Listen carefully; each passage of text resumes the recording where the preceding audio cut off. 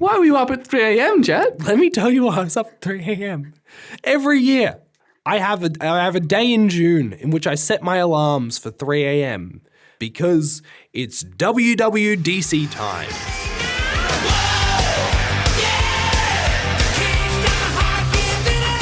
Which is the Apple Worldwide Developers Conference. Did that sound more exciting when I spelled out the acronym as words? Nah. Do you know what it is? Yes. I've been watching you do this for years. All right. The listeners know what this is. They should, because there was an episode on it last year. Was there? Yep. Oh, I did do that. We talked about the Apple Vision Pro for 45 minutes, and then you got to talk about the things you want to talk about for 5 minutes. So this year, I'm going to shut up and let you actually talk about what you want to talk about. Thank you. So this is the big announcement for developers for Apple. They have their product announcements throughout the year. Famously, the phones are in September. They do sometimes an iPad one in the early months, maybe March. They do a Mac one. I don't know. They throw those about. Maybe they do those in September as well. I don't know. I don't give a shit about new products. Giving you software, giving you fun things to do with products that I've had for years. You know, I'm rocking an iPhone 11. I'm rocking 3 iPads. But turns out, if you keep rocking the same hardware, sometimes the new software won't work on it. Oh, really? Who knew? Yeah. You. Me. From bitter past experience. There's one new thing that they announced. It's a major thing that I'll get to. I reckon I'll go through in the way they announced it.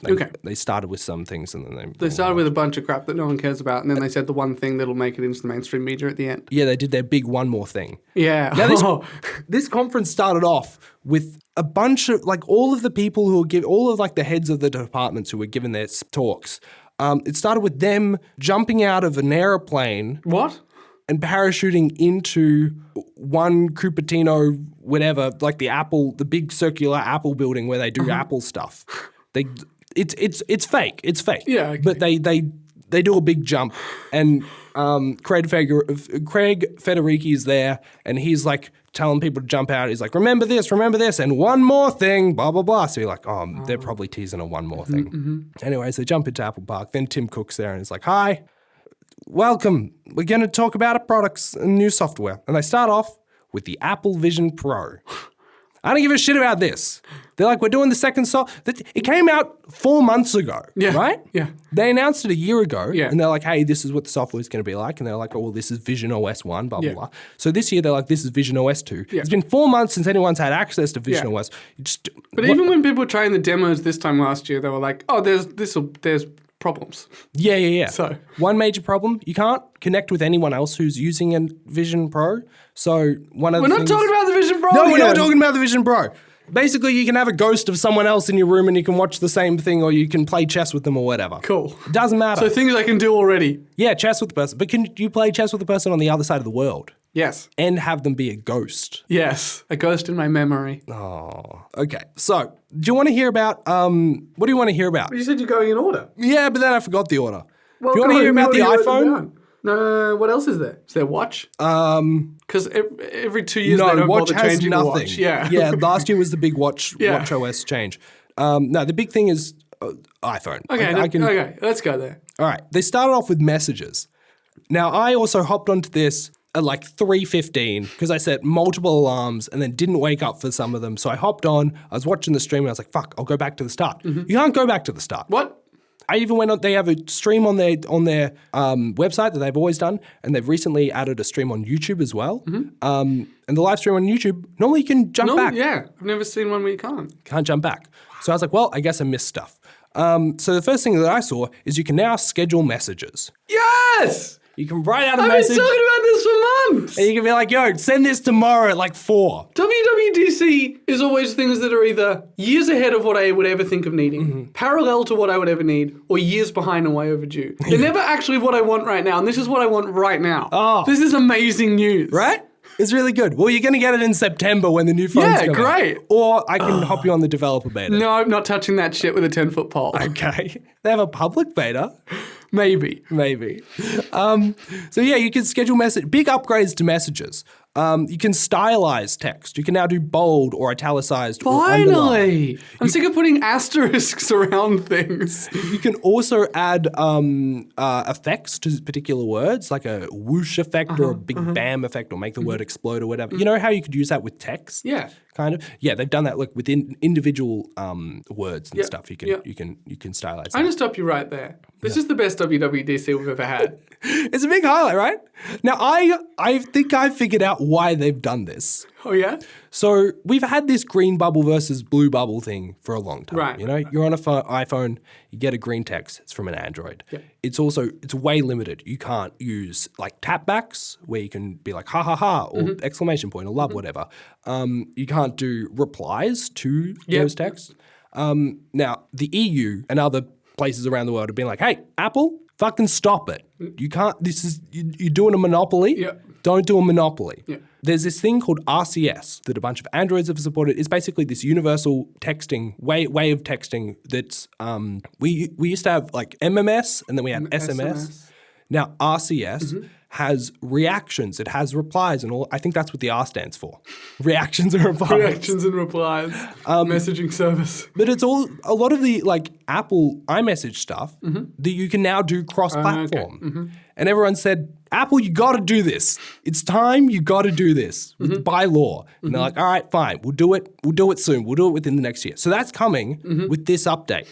But because of that, all of the Apple-only stuff is now going to work with everything. Yes. So I think they're like, all right. We need an innovation to keep people texting with us. Yeah. What if we had scheduled messages? What if we had like specific effects for things? I'm a huge believer in, if I can do it on email, I should be able to do it on the thing that I use every single day with people in my life, right? Bold text, please, yes. Let me put that in a text message. Use it. Jesus Too many Christ. buttons. I'm going to use it all the time. Oh, I bet you will. You'll notice. I will. It's just all bold though, so it's really All no bold, effect. Italics and underline. You just 'cause like I can. effects. Every text I get from you goes boom. Good morning. Don't feed the cat. Boom. That's how I know it's canon. Sometimes you're lying and it goes moob. I'm like, all right, should I feed the cat? Is this reverse psychology? Is this a backwards opposites day? Yeah. No. Wink. That if it was opposites day, that means these aren't coming to you. You're not getting these ever. Aww. Do you want these? Yeah. It's not opposites day. Oh, thank goodness. Yep. Okay, here's something that's coming to maps. You like the maps app? I'm listening. Hiking routes. Okay. And like a topographical maps. Nice. I'm a hiker. That's cool that you can have hiking routes. Nice. You can also add custom routes. So you can mark your own hiking and it will give you turn-by-turn directions on the hiking trail that you've chosen. And I assume that this doesn't have to be hiking either. So you could draw your own walking route and you'll have turn-by-turn direction. Because currently, you're like, I want to get here. And they're like, great, here's like maybe 2 options for walking. You have to pick one of them. You can't be like, oh, I want to walk by the park or by the lake or whatever. By that irradiated lake where the big finger lizard is. Now you can choose the irradiated lake. You can mark your own thing, and it'll give you. It'll be like turn left now. I think that's cool. Nice. I think that's good. You like it? It's good. It's I good. like it. I'd rather have it than not have it. Yeah. Photos. It's redesigned. Oh no. Completely. Well, okay. Look. On one hand, stop fundamentally redesigning the apps we use every day. On the other hand, Photos is often not doing what I want it to do when I press a button. So good. Can I show you? Show me new photos. Great. You open it up, it looks like this. Okay. It's split. You got your grid up the top. Yep. And then on the bottom half, you've got like highlights. So I have like recent days here where it's like grouped recent photos from recent days. Keep scrolling down. It has people and pets. Classic. Pinned locations, memories, whatever, trips. Okay. More of the same direction it's been going in already. And then if you swipe up, then you get the grid. You can swipe left and right on the grid. Great. And it gives you those collections again, I guess, like favorites, videos, whatever. Basically, they're helping us spend less time scrolling through that endless grid that we all hate and grouping things in more ways and more intuitive ways. Yeah, but they already did that. I guess this show you don't have to go to a separate tab to do it. But I never look at it really. But maybe I will more now. I don't know. Whatever. You scroll through? I scroll through all my grids. I use location or person a lot to find a specific photo. I use people mainly for me. I'm like, I need to use a photo of me for some sort of thing. I use people mainly for me. All right. Literally the first person on my people is me, and it's favorited as well, so I make sure that it's there. You're also there. You're also favorited, but not the top person. Yeah. So Photos is redesigned. Nice. Cool. Whatever. You can also watch this. Ready? You saw that? You saw that Messages app up the top? I'm going to click that. I'm going to drag it. You see that? Yeah. I put it down the bottom right. Yeah, this thing that Android phones have been able to do for 10 years. Yeah. Yeah. Fucking finally. I can put the app wherever I want. Yeah, fucking hello. I can just place them wherever I Yeah, sorry. I should be excited and happy about this, but I'm now mad again because this is an example, right? Everything's 10 years ahead or 10 years behind. This is an example of you should have been able to do this the whole time. Do you know how much trouble I have had trying to rearrange my phone when everything just zoops to the top? That's why my home screen has a giant Spotify widget up the top that is pretty much solely there to take up 2 rows so that literally any of the apps I use are actually in reach of my thumb. Fuck's sake. Oh my God. Look at this. Useless. Aren't you excited? Yes. I think I'm grumpy. this is one of the things where they're like, look, we'll do it eventually. Like they could have done this at any point. Yeah, correct. They could have done this at any point. It's like when we have a slow year, that's when we'll do it. So they've done a big, I don't know. A slow year. I reckon you could code that in 10 minutes. Oh, it's been coded for years. Like there's no way that they haven't had this up and ready to go. Shit. All right, that's sort of the home screen, I guess. We also have a change in control center. So everything's circular. You know how Control Center used to be displays? Yeah. It looked like the apps. It looks like the Vision OS. They've done it. So they're making things look. They're homogifying things. I kind of like it. Some things are still in circles inside rectangles, though. It makes them feel more like buttons, like the Wi-Fi button has always felt like a button. You can also resize them. So I can good. edit. How do I edit this? I click and hold. Nope. I go plus. Whatever. I have a camera one here. I can make it wider. And I can make it a square. Yeah, okay. It still has the same information. It just is that's has great. the icon and says camera. Yeah. But yeah, you That's great. can resize it to a 2x1 or a 2x2. I guess. You can't move those down the bottom, though. No, you can't. You can add more.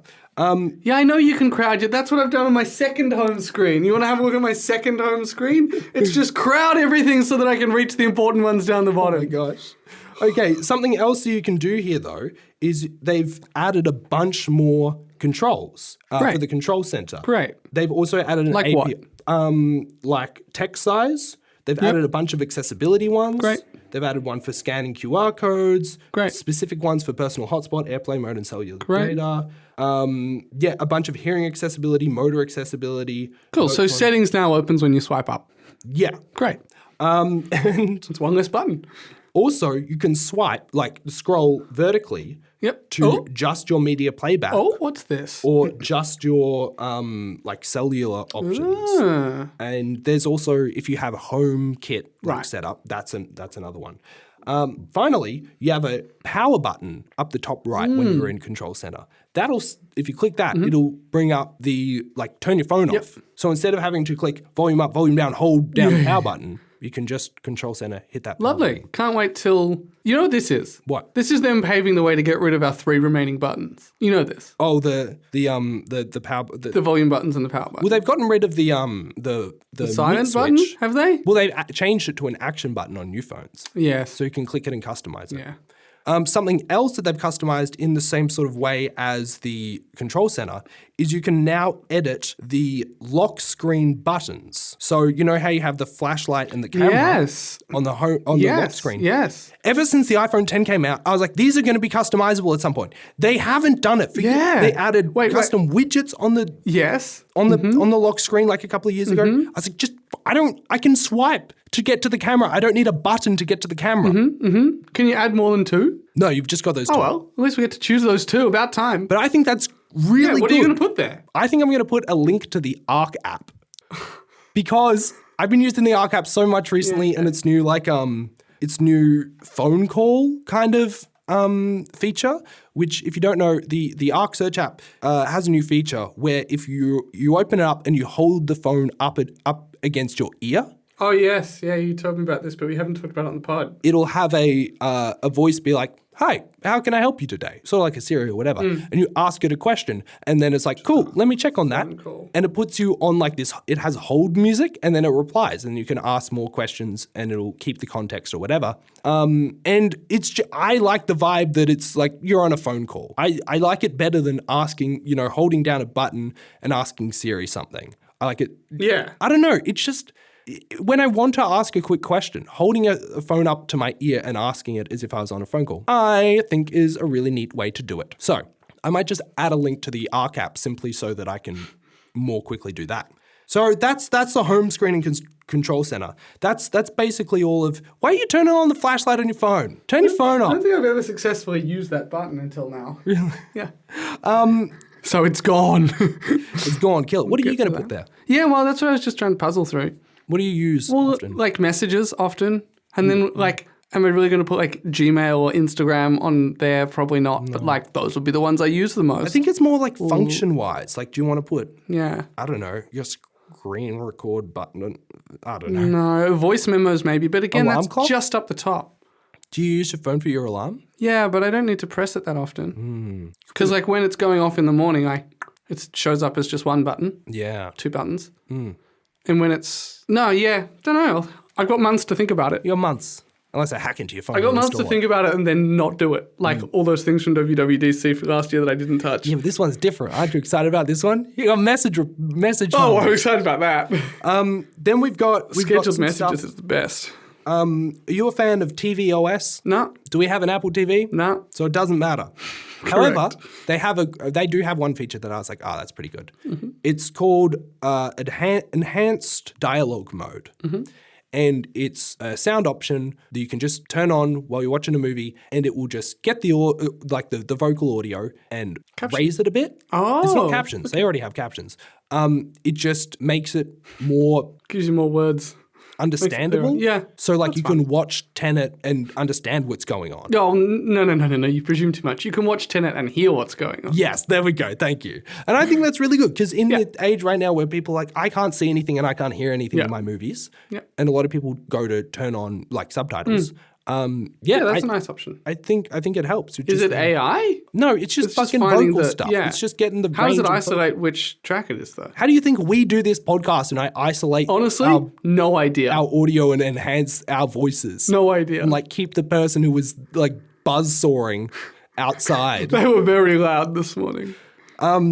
I think that's sick. Okay, then we have iPad stuff. One of the first things they showed for the iPad, which I think is similar this all counts triple feature to everything. Shut the more. They have a share play feature. I think this is also on the phone. Maybe you can share play your home screen, like you can screen record, which you've always been able to do. But now you're able to draw on the other person's screen. Fun. And you're able to request to control their screen. Now, it might be like, why is this helpful? The amount of times my goddamn grandpa asked how he like posts something on Facebook or something like that, or it's like, I've done this thing and I can't find this photo, or where'd my email go, or blah, blah, blah. I can literally, and I FaceTimed him. Yeah. Or sometimes no, show me the screen with your screen. No, flip it. No, I'm looking at you again. I FaceTimed him to show him a photo of like a phone to show like where he should go. And now I would be able to just say, do it. I would be able to just do it. You. I'll show you, whether it be drawing on the screen to be like, hey, here's an arrow, click the thing that I've literally pointed at. Or watch what I do. Watch what I do, I'm going to do this for you. I think that's really, really helpful. Really, really good. Also, with the iPad, we have a calculator. Yeah, good. They brought the calculator after the iPad. Finally. Welcome to 2024, everyone. I needed this so much in school. Now I couldn't give a shit. But it does have some cool features. It has calculations from handwriting. So that's fun. Yep. There's a like a maths notes thing where you can write out equations and then write equals, and then it will find what you've written and then give you the result. You can also use variables. So if you're like y equals 50, x equals 20, x plus y equals, and then it'll say 70. If you change the value of y to 40, it'll change the answer. Nice. So that's cool. And you can even create a graph as well if you're doing whatever the ones with graphs are. You know, with the the waves and stuff. Yeah. You can create one of those, and then if you change the variable, it'll change the graph. Amazing. I think that's really neat. That's more than I can do. Right? I think it'd be very... That should have been our standard for all of these. Is it more than I can do? Great. A lot of it, no. Put emphasis on your words. I can do that. Schedule when you say something. I can do that. Move a fucking thing to the bottom corner of something. I can and regularly do that. And so can an Android. This is going to make it easier, though. You don't have to stack a bunch of stuff above it. Oh, God. So iPad Notes, also, like, it fixes your handwriting. Nice. Like, you can write, it will know, you write shit, right? Yeah. It already had a thing where it sort of straightens your handwriting. Yeah. For you. Now it knows. I always saw it doing that for you, and I was like, Yeah.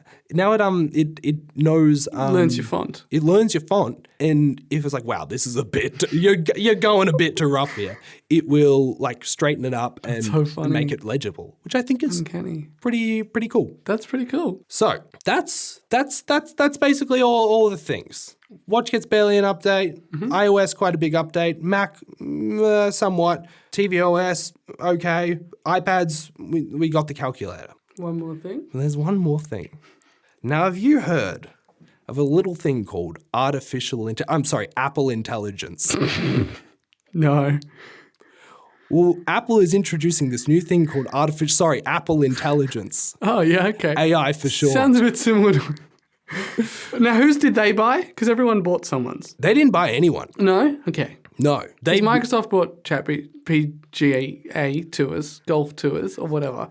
You know, Amazon bought and after that, they bought the AI company ChatGPT. Correct, yeah. They were on the golf course.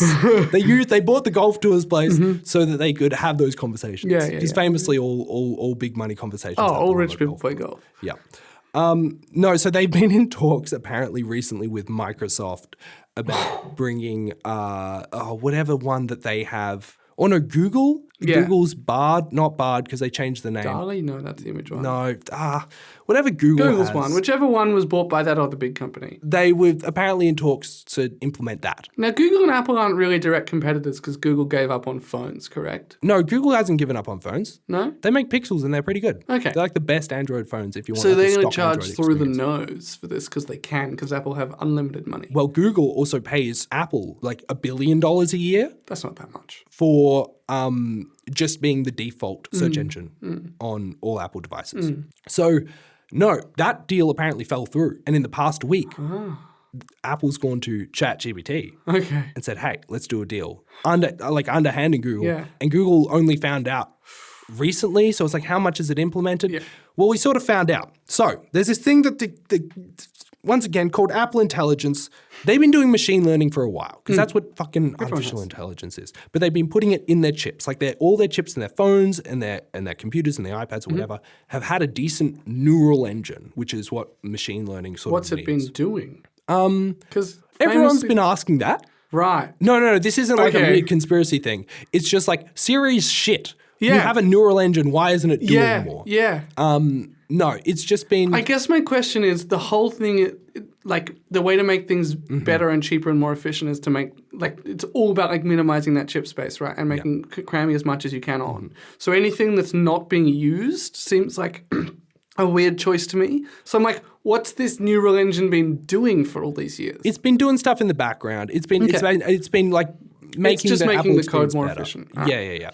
But it also, I think, Apple has a slight history over a few, I don't know, occasionally they put something in, they put like Bluetooth into an iPod and it released without Bluetooth capability. And then like a year or 2 years later, they're like, hey, by the way, this iPod that you bought has Bluetooth now.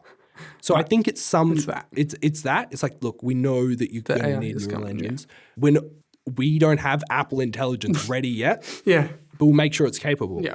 Which is weird because it's only coming to the new phones and the new iPads and the new Macs. Because they can sell stuff. No. Like, why put great neural engines in the old stuff? Well, they'll probably wait 6 months. And then at this time next year, they'll say, and it's coming to the previous 2 generations as well. They've always done this. Yeah. So kind of they've always done this. Sometimes they backpedal and they're like, all right, fine, we'll bring it to the old stuff. Often they're like, no, it's only for the new things. Yeah. But I'll get to that later. Basically, let's talk about Siri. This means Siri's better. It's like a chatbot is able to do better things, whatever. It's also redesigned. You don't have a bubble anymore. It's like glowing outer edge of your screen. It's also... I'm taking over now. I'm Siri and I'm just going to fucking do it for you, you useless piece of shit. also, it's also really they had a massive focus on privacy. They're like, all the neural engine stuff is being done on device. Yep. It's priority to be done on device on the chip that you've got. Yep. However, if it needs a broader thing, Right. then it goes to these servers that we have neural engines on, and it's encrypted, and it's also the code is publicly available and is like vetted constantly. And if your phone detects that the server hasn't been vetted recently, then it won't use it.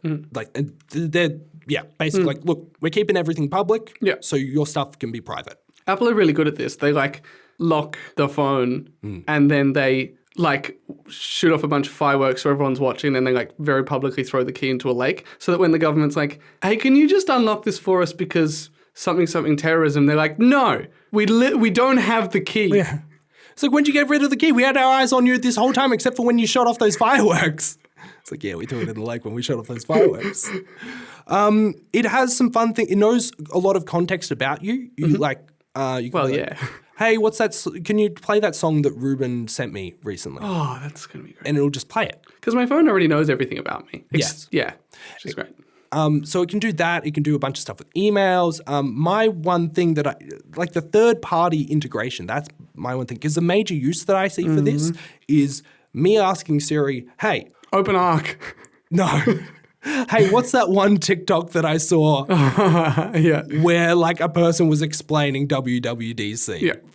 Like it can't, I don't think that there's an API integration. I don't think with the privacy I was focusing on that this will be allowed to be, third parties would be allowed to give information to it. I think it might be just Apple stuff.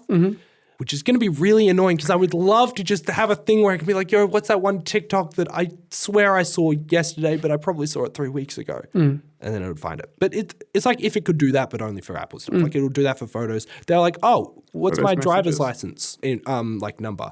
It'll look through your photos, find your driver's license, tell you your number. I feel like you shouldn't keep a photo of your ID. I have a photo of my ID. Is that unsafe? My phone's much more secure than like my email, and I've emailed my driver's license to many organizations.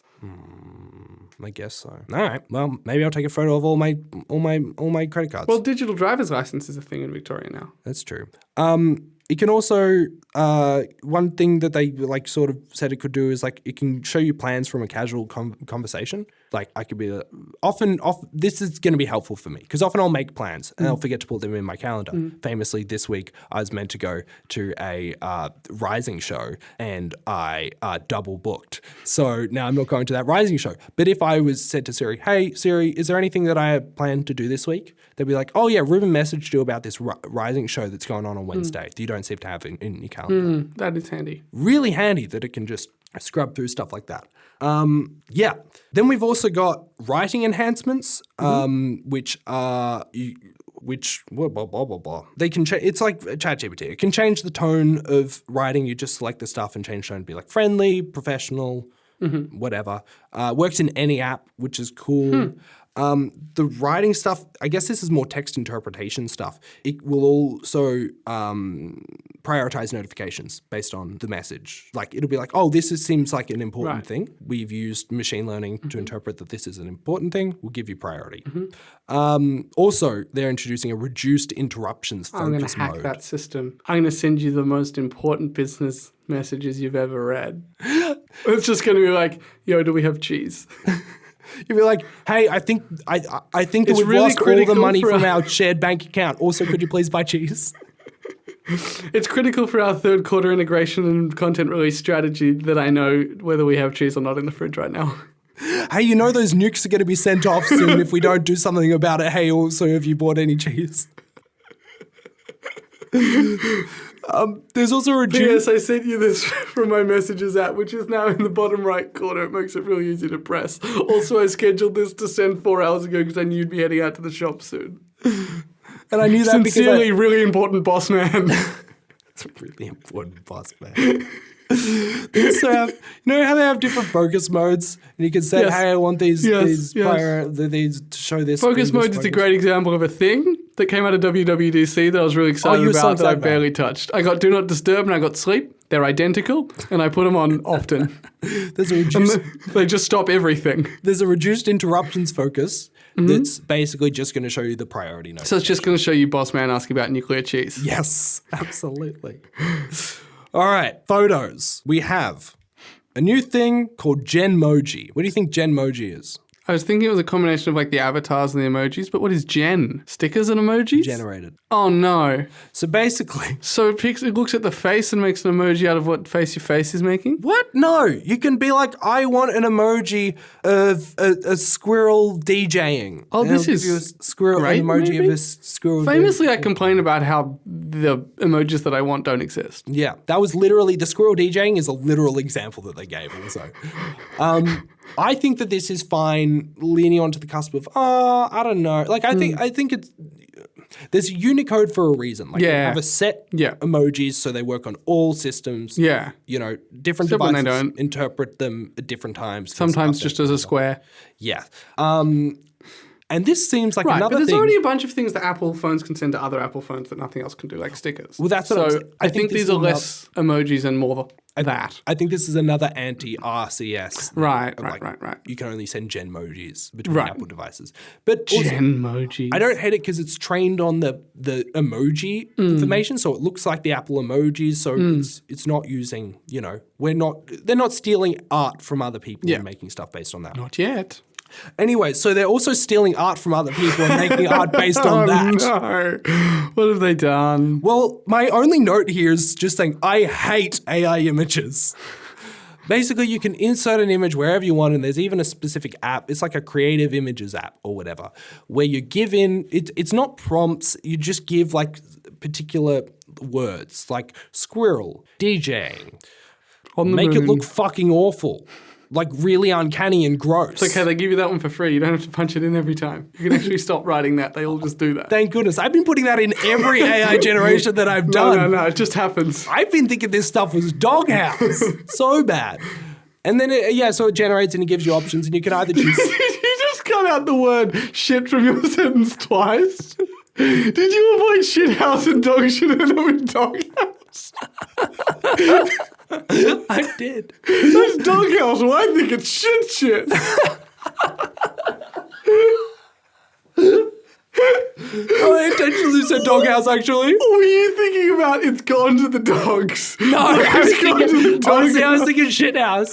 And I just said doghouse. And I was like, no, that sounds about right. That sounds about, I'm using the words, right? It sounded just right enough that my brain ran it through to the keeper, and then I had to like go to the upstairs umpire. I had to like go to the third umpire who has all the screens and the slow-mo replay and be like, no, wait a second.